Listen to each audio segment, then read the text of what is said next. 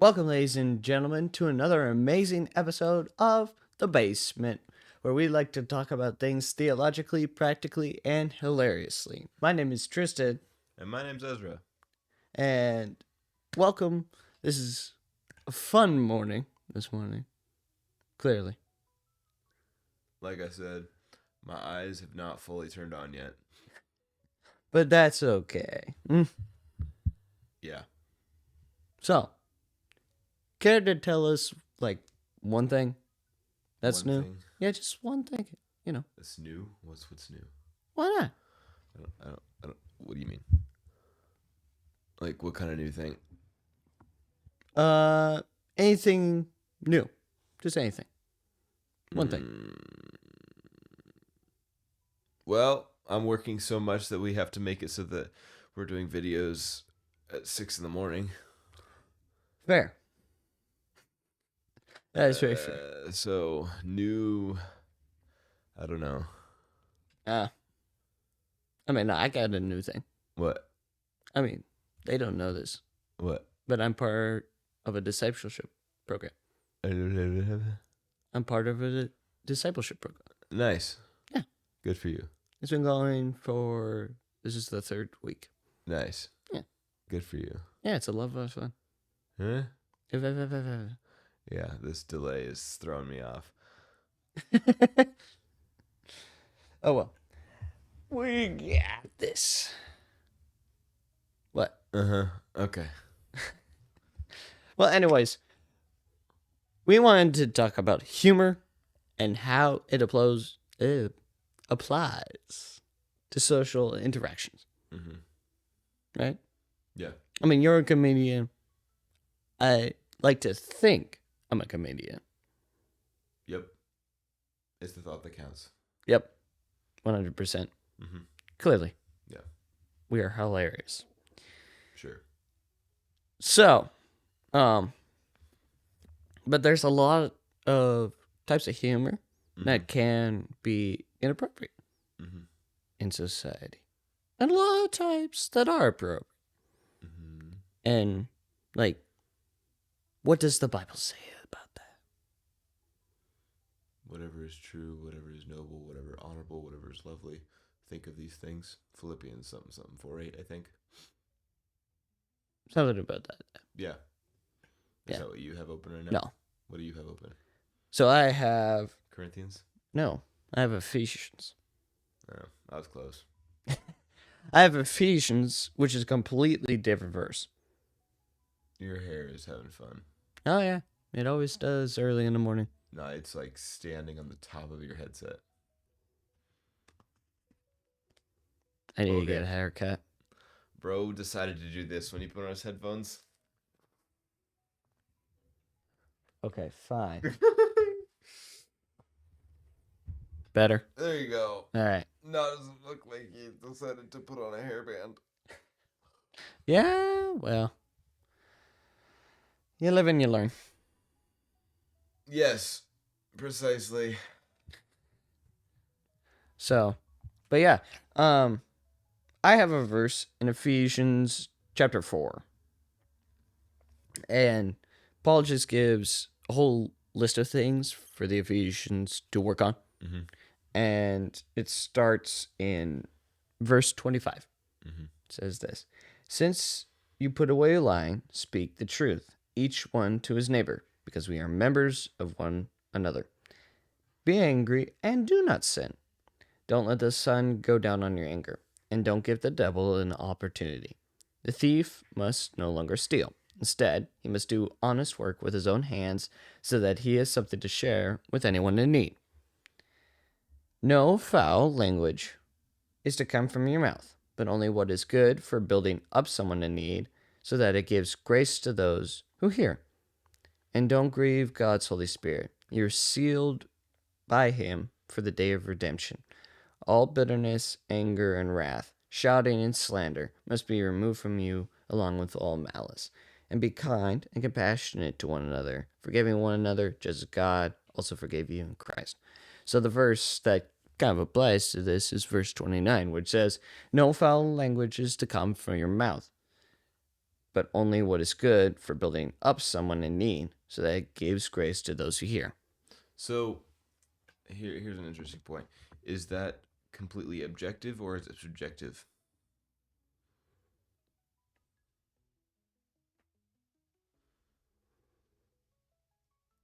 I think it should be viewed more objectively than subjectively. But is it objective or is it subjective? I believe it to be objective. You're wrong. All right. Because how words are coming out of your mouth, it changes because the language that we speak, English, is very subjective.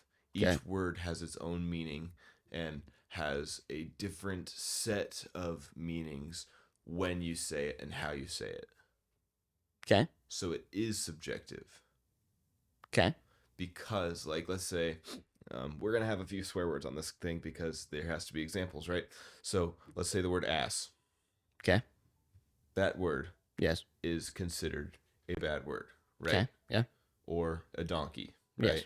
Like when you're in the Bible, it says the ass, da, da, da, da, da, da, Mm-hmm. right? But if you called someone a pain in the, Yeah. what does that do? Does that change what the original term is? Is that making it foul language? Yes. Yes, because of the subject that it's about. Now let's say something is badass. What is that doing? Applying the term in a positive manner. Mm-hmm. So, is it subjective or objective? Or objective? I think it is objective still, based upon the caveat in the scripture. Okay. So it says, no foul language is to come from your mouth, but only what is good Mm-hmm. for building up someone in need. That's the caveat. Mm-hmm. So if you're tearing someone down with your language Mm-hmm. or applying all these subjective words to someone in a negative way, then yes, that is foul language, Mm-hmm. and that should not be said. Yes. It's objective in scripture as far as like this is an objective truth. Yes. The But- truth is, yes. But words themselves are subjective.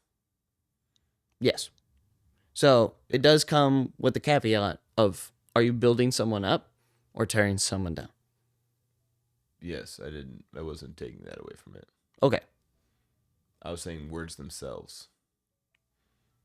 Yeah. Okay. Like, because you would assume that every single word that we would consider a bad word is always a bad word 100% of the time. Usually because they're used in those contexts. Yes, usually. But you can change how you say a word and it can be the shit, you know? Yeah. But how does this apply to humor? There's a whole comedy strip just about the word ass and how it can be changed and used in different directions. It was kind of funny. I mean, you have some comedy acts that do go over the subject that we're talking about now. Yes, lots of them. Mm-hmm. Because people who are learning English realize that English has so many rules that aren't followed by different words and and are just confusing in general. Mm-hmm. Like spelling in general, that in English is just a mess. Right? Like no one would be able to spell the word physics based on how we say it. If you're learning English and you understand what some letters are and what they mean, try to spell the word physics. You'd spell it F-I-S-I-C-S. Which is not correct. No, but based on how it sounds, that's Right. what you'd think it'd be spelled. Or, what is it? Phonics? Doesn't even follow phonics. I know. So, like, just spelling and words in general are just very all over the place in English. Right. But there's also the other side of it, Mm-hmm. where there is perverse language in comedy, Yes. right? Yes. And so when we do comedy within social interactions, is it appropriate to use perverse language just so that we can get a laugh? It depends on the context. Explain. Well, if I'm swearing at somebody, no. But if the punchline requires a swear word because that's just how the joke goes, I think that changes. Does it? Well, your verse says to build other people up. Yeah. I'm not tearing anyone down if I'm just swearing it into the air. Okay. Interesting. Hmm. Now, for me, since my realm of comedy does entail and do with myself, I have to be careful of what words come out of my mouth because I would be tearing myself down. Okay. That is a whole different story. Because my comedy, I technically should be careful about the things that I say because they are affecting me and I could be tearing myself down, which is not entirely beneficial, but it can be very comedic. That's true. Like, why does this guy have friends? He's so lonely he talks to himself, you know? That's sad. That's how that goes sometimes. Being a ventriloquist is great. I was the butt of a joke once. It always cracked everybody up. Well, there was another one that I heard. It was like, I think my butt's broken. It's got a crack in it. Oh gosh. I think there is a point we want to lead to from this, though. Yeah. Because we're both very comedic and we try to make people laugh and stuff. One's paid, one's not. Okay, calm down. I was just stating facts. You didn't need to point that out. I had to make sure very obvious that the ventriloquist is the one who's living off of no money. Oh. Let's make a joke. That's funny.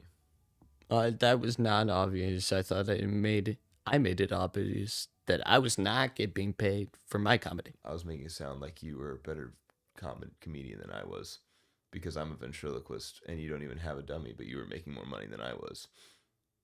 Oh. Well, you get paid for your gigs. I don't. I know, but I was being funny. Wow, we completely misinterpreted each other's. Conversation goes like that sometimes. And my telling skills need some help when it comes to jokes that are supposed to be obvious, but they just aren't.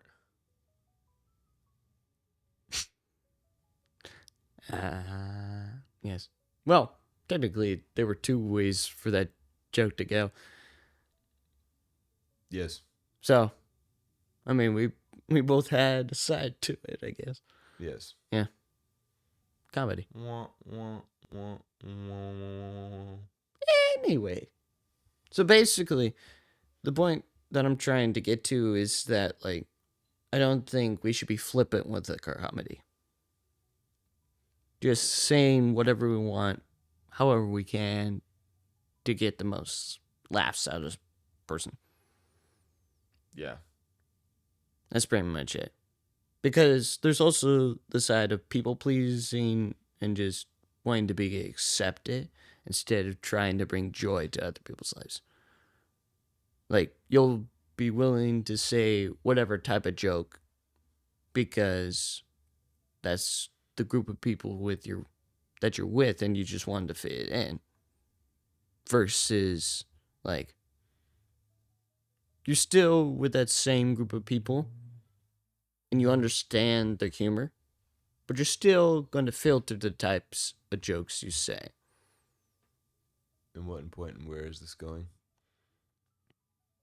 Pretty much just like having wisdom with the humor that we have. Mm-hmm. Why is this confusing? It's not confusing. It's just, I don't know. Like, for me, I have my own like personal setup for how I do my jokes and my comedy because my realm that I like to be in, being a ventriloquist for kids, Mm-hmm. I my jokes are already really clean. Mm-hmm.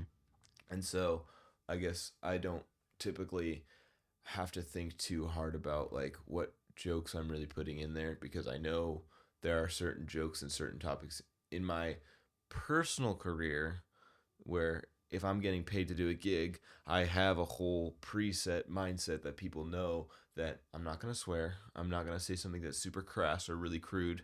I will talk and say a joke that is probably a dad joke or something that is just blatantly stupid but funny and Mm-hmm. makes it so the kids understand it. Like one of my favorite jokes is I went to the farm store the other day Mm-hmm. and I bought a yellow baby chicken and I named it Juan. Okay. And you ask why? Why? Because if anybody comes to me and says, "Hey, you got any chicks?" I'll be like, "Yeah, just one." It's one of my jokes. It gets a lot of people to laugh because it's kind of funny and it uses the name Juan.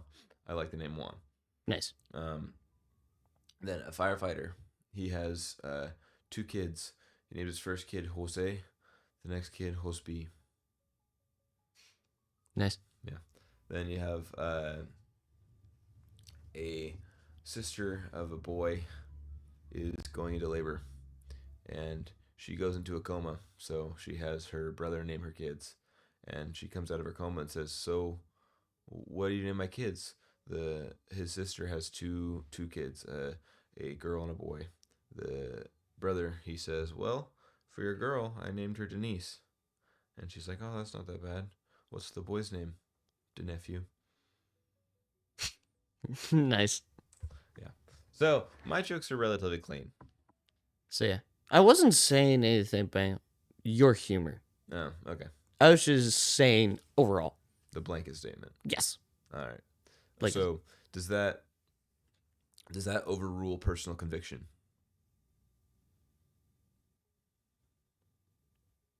overrule personal conviction. Yeah. Does how this verse says, do you feel as though if someone is using their, maybe it's a little bit darker humor or it's a little bit off, do you think someone needs to completely stop that because one, that's their source of income and that's the what other people are expecting of them? Do you feel as though they need to stop making that kind of humor and to then basically lose their whole entire following from that, to change based on their personal conviction?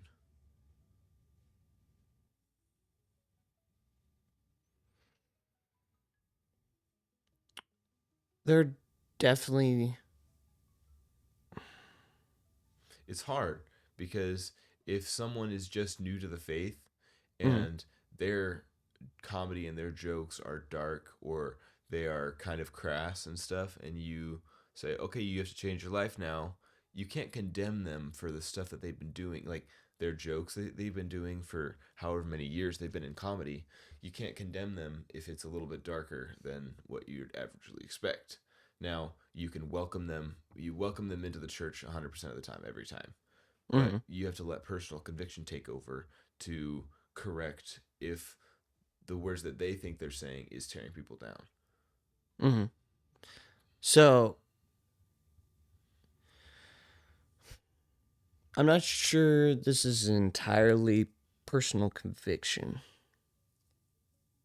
thing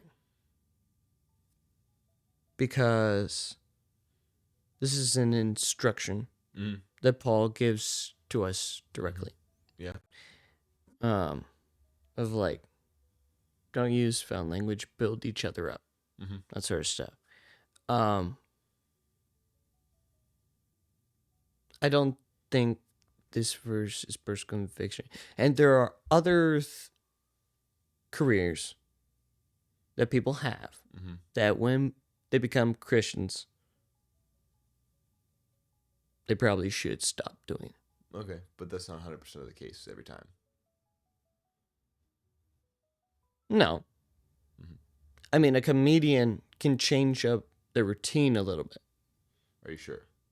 Yeah, Do they you know can. how hard people work on their routines?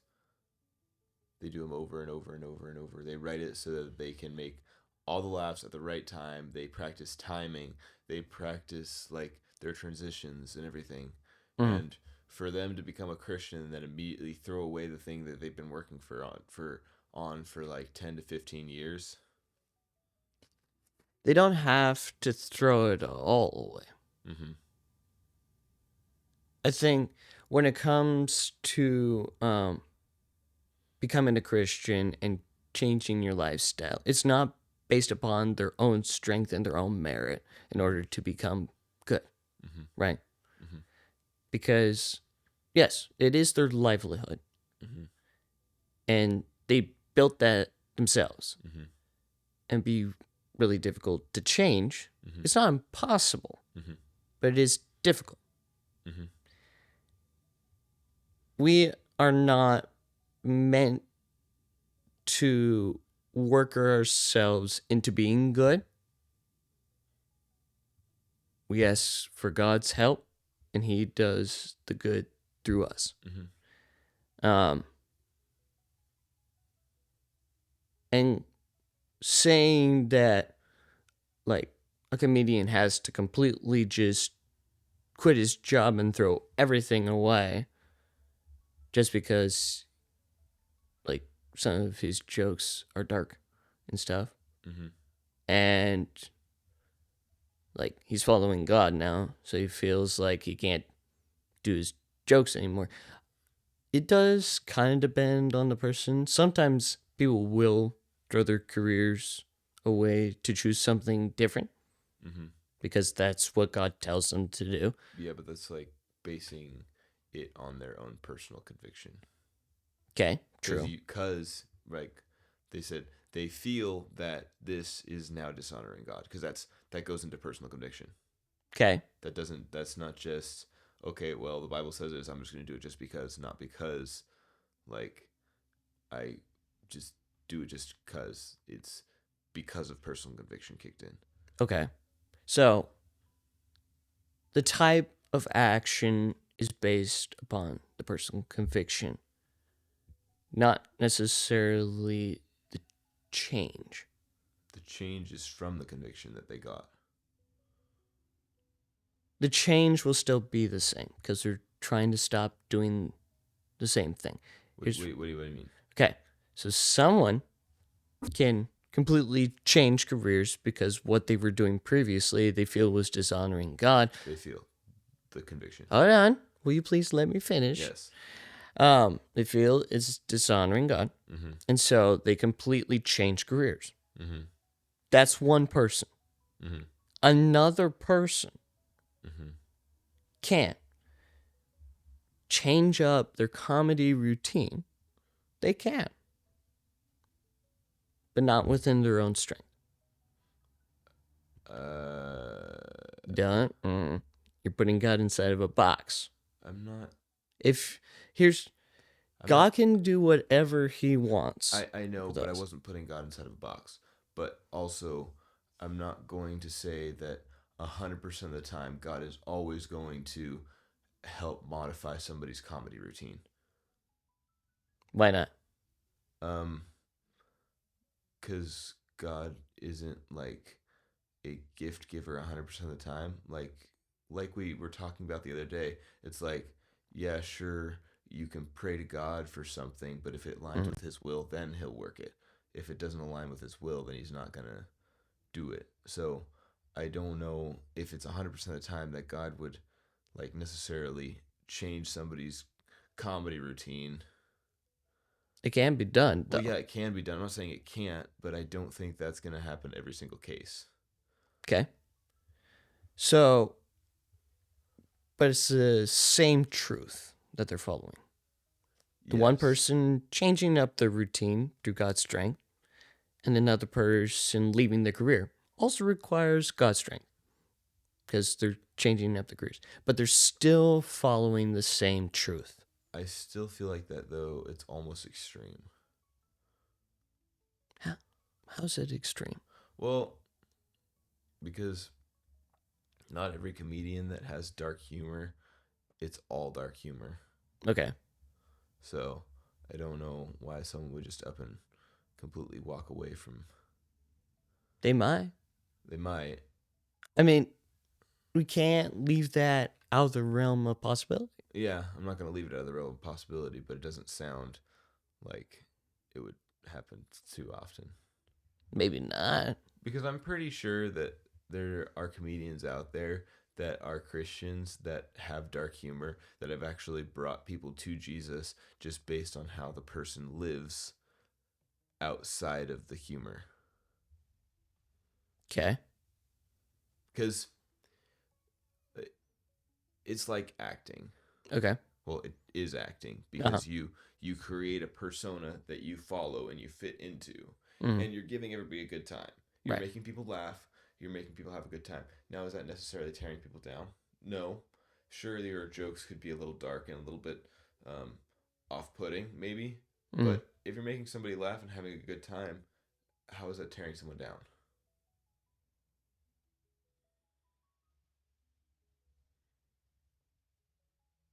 That depends. I know that was me taking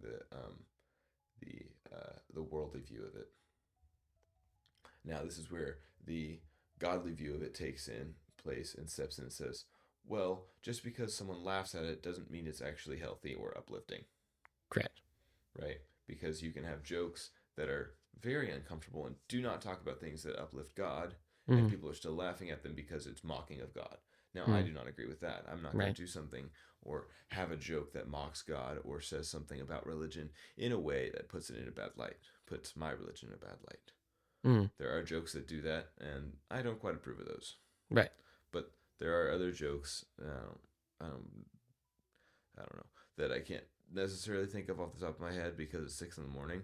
But there are jokes out there that are maybe it's referring to somebody's mom or other jokes like that like sure it's a little awkward because you're referring to somebody's mom, but I don't quite think it's like blasphemous because you're still making people have a good time. They're still laughing. It's kind of funny because they don't actually necessarily mean it, right? It's a joke. It's like a it's over. So which I think we both have the same opinion on comedy. Just like we're coming at it from two different angles. What do you mean? You're a person who's actually made a career out of it. And so you're a part-time job. Well, you're wanting to make a career out of it. Like yes, I'm wanting to make a career out of it. This is something you've put time and effort into, and you get paid for doing it. Yes, I have put 6 years into it. Well, 3 years of ventriloquism, 6 years of social media. Exactly. Yes. I just do it because that's how I've grown up. Like, I've had jokes in my life from family and friends, and just like, it's just comedy around other people, and I don't ever plan on being paid for it. So it's like we're coming from two different perspectives. You're coming from more of like there's a personal career side to it where an entire person's life is built around comedy. Their livelihood, yes. Yeah. And I'm coming from it as like comedy is an addition to someone's life that they can use to help like make it more positive or more enjoyable. It's an aspect, but it's not someone's entire livelihood for me, because that's not how I live my life. Everybody knows what comedy is, and everybody has some jokes in their left back pocket that they can throw out there here and there. Right. But it's like, yes, of course. You should be careful with the jokes you say, because there are some lines that shouldn't be crossed. Yes. Obviously. Yes. For us, because we're Christians, this just makes sense. Yes.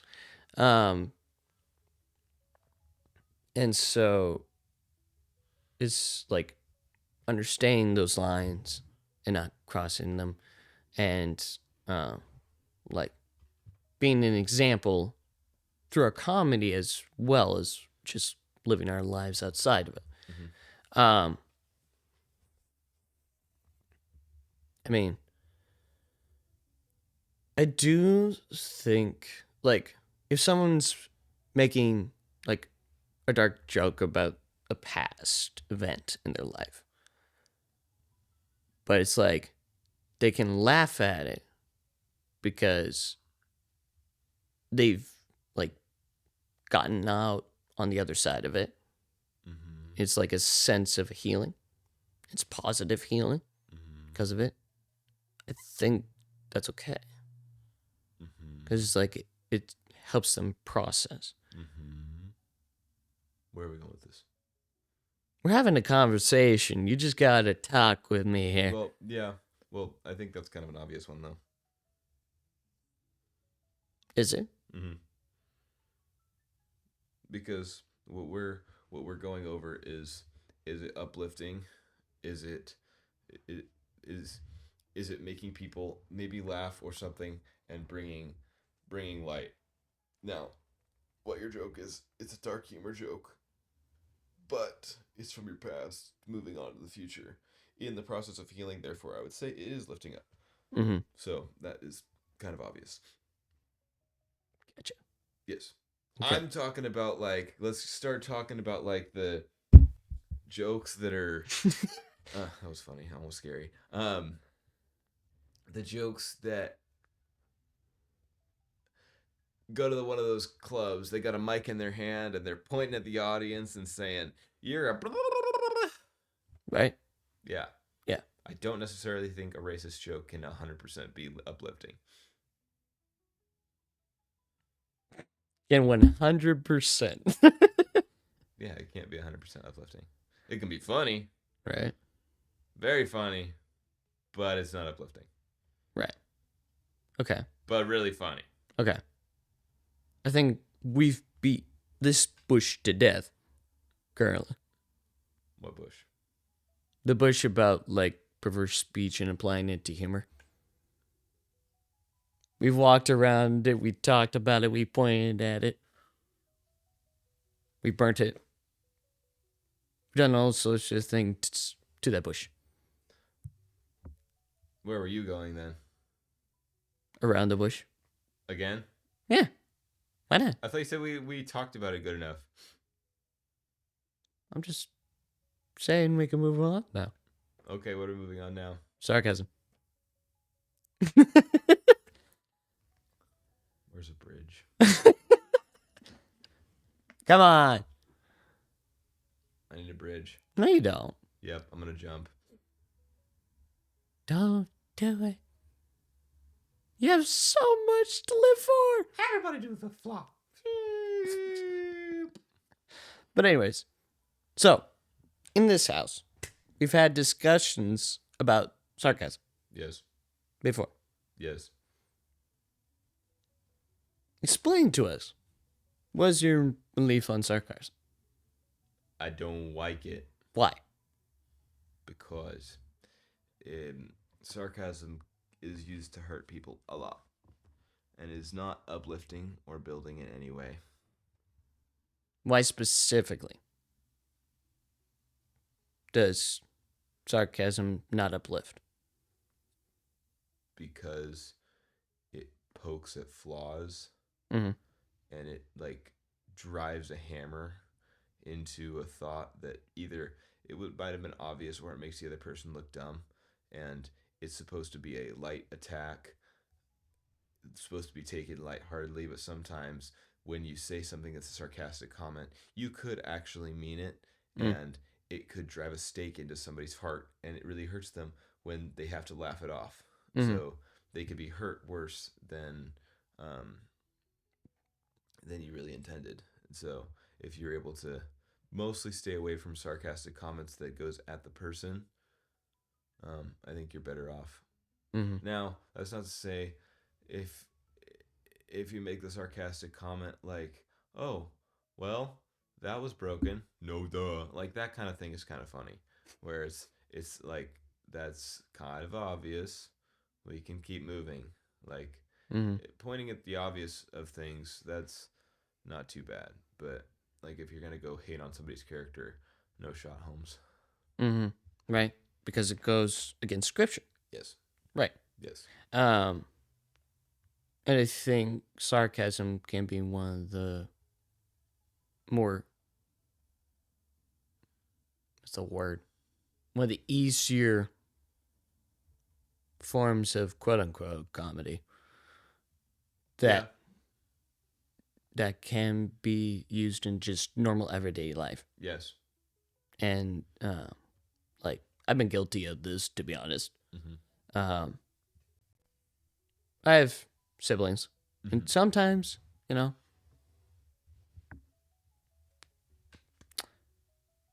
I just see something and I say whatever I want in response. Mm-hmm.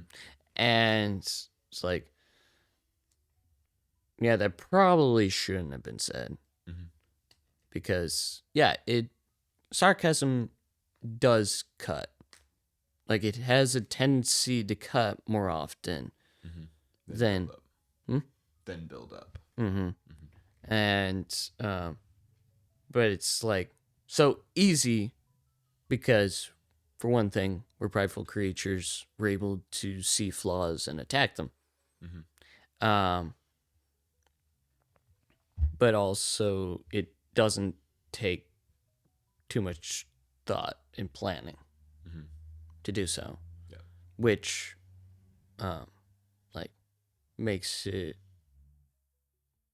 way more obvious to pay attention to. Like, we need to pay attention to it more seriously Mm-hmm. because it's so easy to do. Yeah. And like on top of that, what was I going with? I was about to say something about it. If you're really thinking about what you're gonna say, like if you think about what words are gonna come out of your mouth and you know how they could affect the other person, um, it could possibly lead you to rethink if you're gonna say your comment or not. Mm. Right. Mm-hmm. Mm. Yeah. Which, like, I think that's what we should do about everyday language, to be honest. Just like we think about it before we say it. Mm-hmm.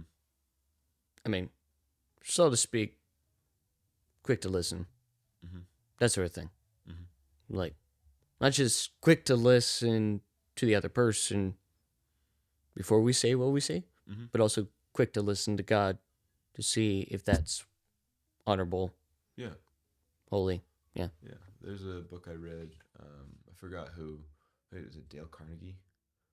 I think that might be it. It's called How to Win Friends and Influence People. Mm. One of the things that it talks about in there, talking points kind of thing, was when you have a conversation, don't be thinking about your response. Mm. Think about what they're saying. Mm.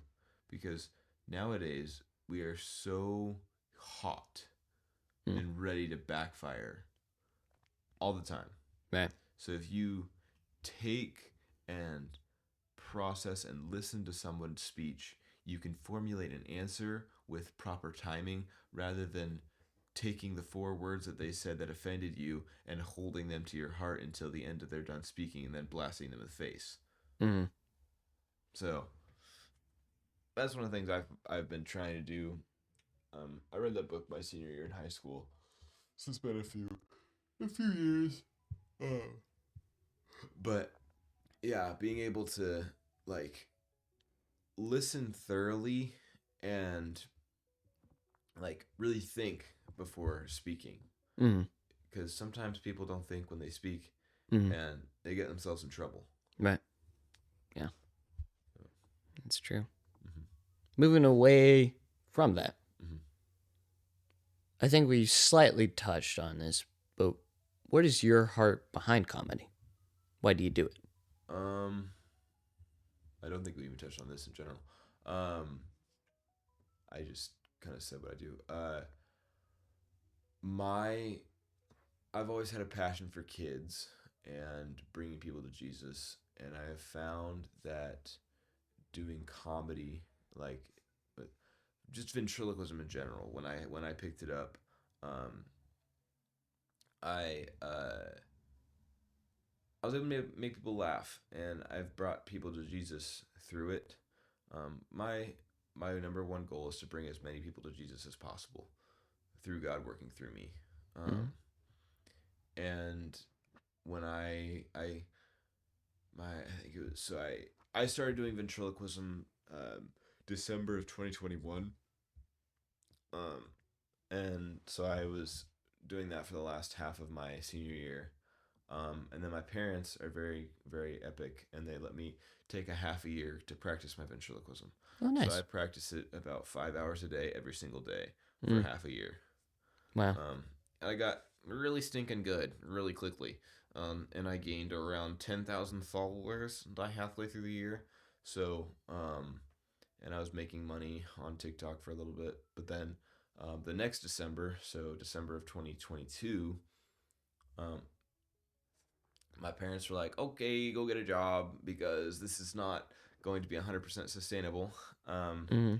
and so I was like, okay, that sounds good. So I went to basically district office, took a test called the Praxis, and it tells you if you're smart enough to work with kids or not. And I got above average score, so I ended up working in the schools. And with Fred, my puppet, in the schools, I have brought a lot of people, making them be able to actually focus and learn because they were motivated by a little friend that was about their height or their size and wanted to talk to them and race them in their schooling and stuff. And I think that's kind of what God has gifted me with, is my compassion for kids and a high patience.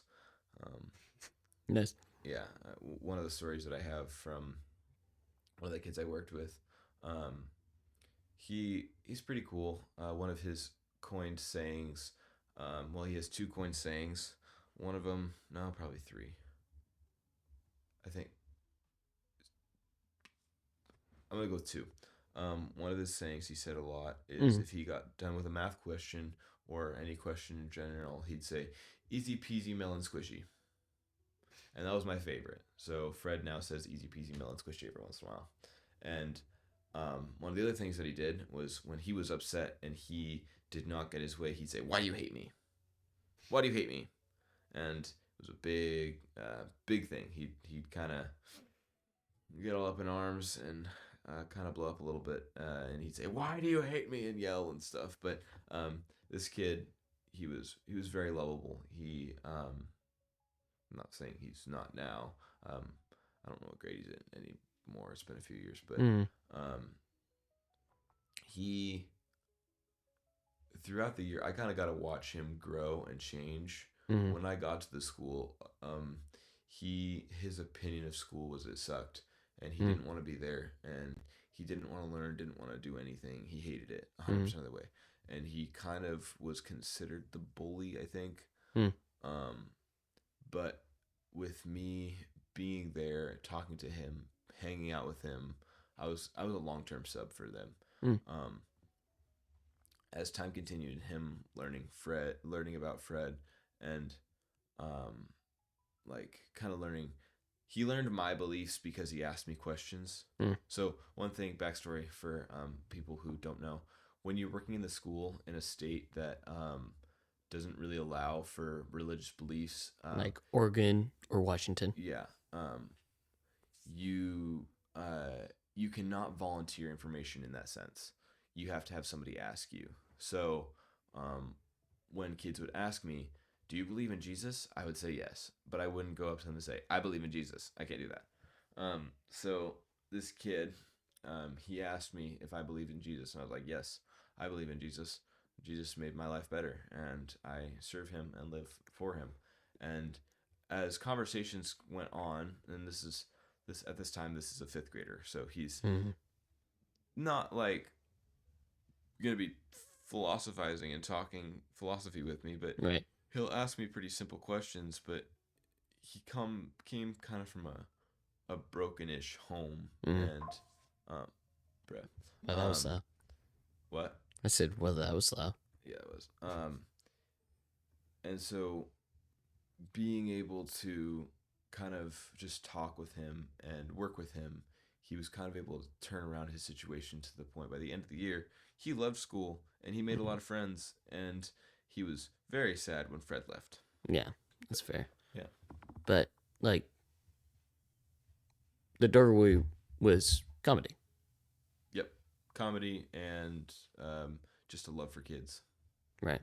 And I don't think it's 100% comedy, though. right. Of course not. Mostly just love for kids. Well, yeah, that's sweet. Mm-hmm. And, like, kids are usually just a bundle of joy, as it is. Usually. Sometimes when you end up working in the what they call the resource room, that's where the kids that have a little extra help because they're either behaviorally challenged or just have ADHD or something like that and can't focus. That's where I was. So the kid that I was working with, he definitely had a little bit of something where he was either a really big distraction or when he threw his temper tantrums, a force to be reckoned with. Fair. If you did not practice patience or have any patience, the first pencil that was thrown at you made you angry. I didn't get angry. I had to have a chair thrown at me and a few pencils. And then by the time he had screamed in my face, then I had to take a walk. I had to take a few breaths. Yeah. I had one teacher I worked with. This is the quote: "You have the patience of a saint." So nice. It's because for me, you look at something like that, and someone who doesn't have an inside perspective would look at that and be like, "That kid is just really misbehaved." You see me, I know what goes on in their home. I know that they have struggled. So for me, it's like, okay, that's a coping mechanism. That is something they saw, and that is something that they're reenacting because they don't know any better. Yeah. So for me to go be that other person and like step in that box and say, oh, they just need to be corrected, I'll be like,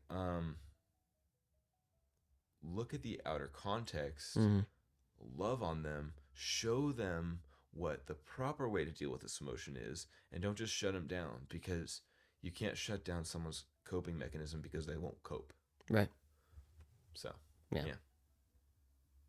I think that's generally how we should interact with people. Anyways, it's like, don't take them purely off face value. Don't judge a book by its cover. Right. Exactly.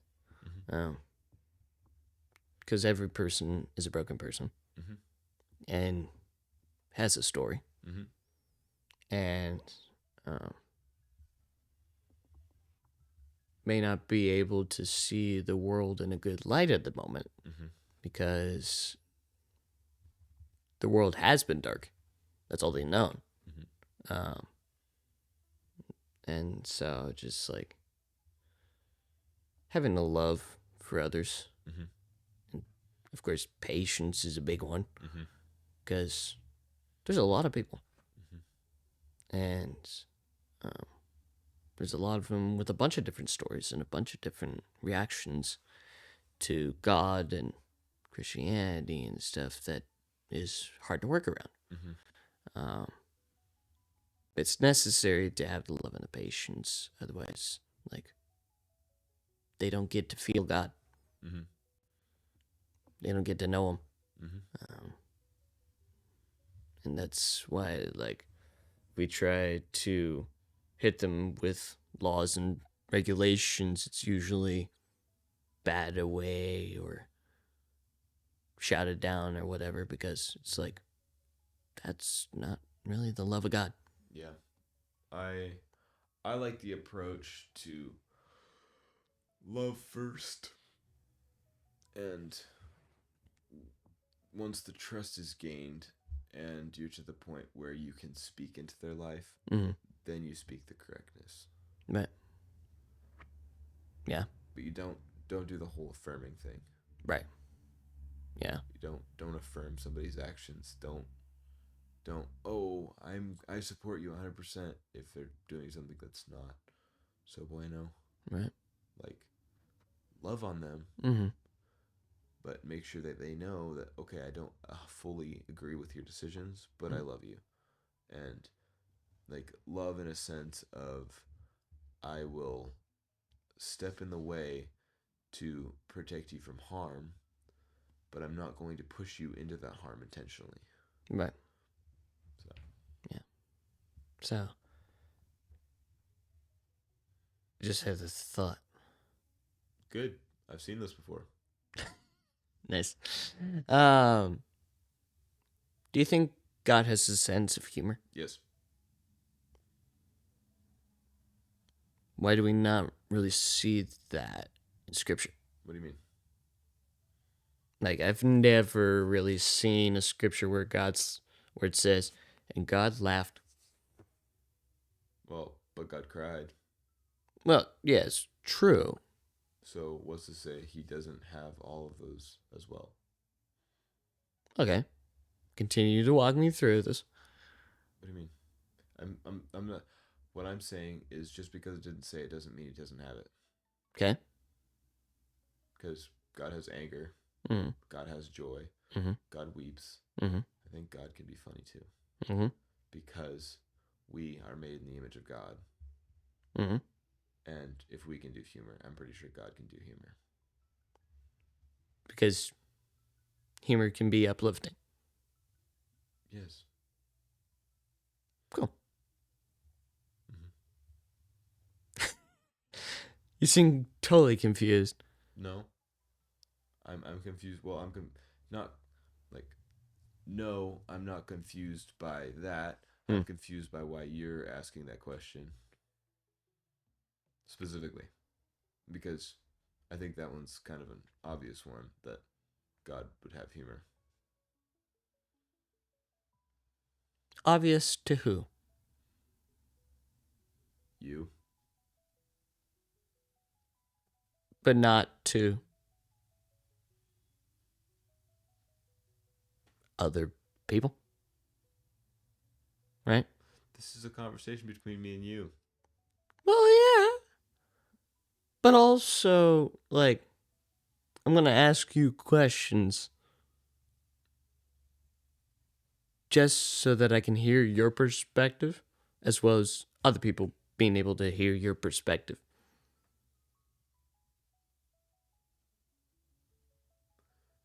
Okay, Sparky. Like, I know that I've talked a lot about theology on this podcast. A lot. Mm-hmm. And stuff. Mm-hmm. Why you're looking at me like that? I'm listening. Oh. Continue. You're just intensely side-eyeing me. Mm-hmm. Bombastic side-eye. Mm-hmm. Continue. And I was like, I know you have a lot of good things to say. And I wanted to be able to give you the opportunity to say them. So I ask you questions in a certain way so that you give a response that is more than just like, okay. So you're trying to force me to talk. Not force you. Lead you. There's a difference. This seems like a conversation we could have on another podcast episode. Let the one who wants to talk speak, and the one who wants to be silent, silent. Hey, you know what?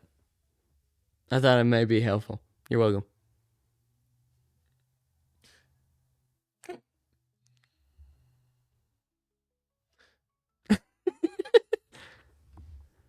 Because, first of all, this is your realm.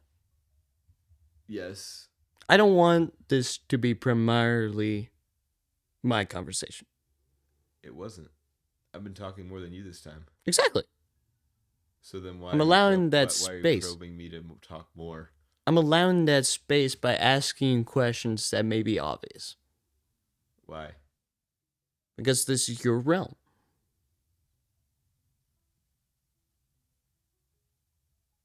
Uh-huh. Nice. Yeah, you're welcome. Good for the Cheeto Puffs? I don't know. Yeah. Yeah. It's more of an honor thing. Like, I want to give you the space to talk on the topic that you're passionate about and have the most experience with. I don't want to take that away from you. Yeah. So I'm giving you the opportunity. I don't think I've preached on it, so I don't think like I have like a biblical aspect of my humor. Okay. So I mean, you technically just gave us one. what do you mean? You said that because of comedy and the love of kids, love for kids, like that's why you helped out these kids in school. Yes. Struggle. Yes. It's not doesn't have to do with anything with comedy. What kind of does? Not really. Oh, it kind of does. That was the gateway. The gateway wasn't comedy. The gateway was Fred, the ventriloquism. Which was the comedy. No. It's a skill. Oh. The gateway is the skill. Comedy came after. My progression of my comedy, the thing that I do, didn't start from being a comedian. Started from me being a ventriloquist. Oh. My skill is what got me into the school. Not what got me into school, but my skill is what got me into the hearts of the kids. Right. Not the fact that I was funny.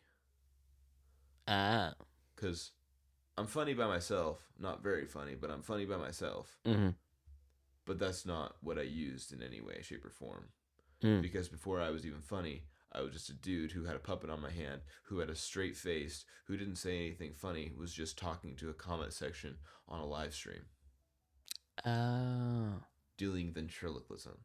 So the skill is what got me in, not the comedy. The comedy came after. It was like a raise or a bonus in my job that I wasn't getting paid at. Nice. Yeah. So maybe I should just start doing it like this, and then people will be really confused because my lips aren't moving. That could be fun. No. But yeah, so no, comedy did not. Why did I say commie? It's not communism. Comedy did not get me into the school or into the hearts of the kids. What got me into the hearts of the kids was my skill with ventriloquism. Okay. So my ability to bring people to Jesus is based on a skill of talking and loving on people. The comedy is just a bonus that comes after. Gotcha. Yeah. Okay. Cool. Yeah. I'm glad my perspective has been corrected. You've been enlightened. Thank you. About you, apparently. What? Nice. Very fancy. But, yeah. Yeah. Anyways. I also agree God has a sense of humor. Yeah. Yeah. I thought you already thought that, so that's why I was really confused why you asked that I question. did think that, yes. Okay. But I wanted to hear your answer to the question. You knew my answer, though. I wanted to hear all the words. I need that bridge now. You're fine. You will survive. You know that whole saying that's like, if your friend jumped off a cliff, would you do it too? You know that saying? Yeah. Like just because everybody else is doing it doesn't mean you should do it. That whole thing. Mm-hmm. If my friend jumped off a cliff, I'm praying and hoping that I jump off that cliff too, because they probably have two cents of a mind. No, not 2 cents. They probably thought pretty hard on that one before they jumped. Like, I don't have friends who just jump off a cliff just to jump off a cliff. That's fair. I have friends who jump off a cliff because either they have a parachute or there's water below. Or a squirrel suit. No shot I'm jumping off a cliff if I have a squirrel suit. I don't have any friends who would do that with a squirrel suit. You know how hard those things are to control? No, actually. I have watched videos. People are like, and it takes a lot of training. You have like people, you have to go like this, and then people are pushing on your arms because the wind force and stuff like that, and then like they're pulling on your neck and your legs and everything because you have to like stand still and like tighten up all your bones so your arms are stretched out. Yeah. So. Wow. No shot. That's a lot of conditioning. Yeah. Wow. No thanks.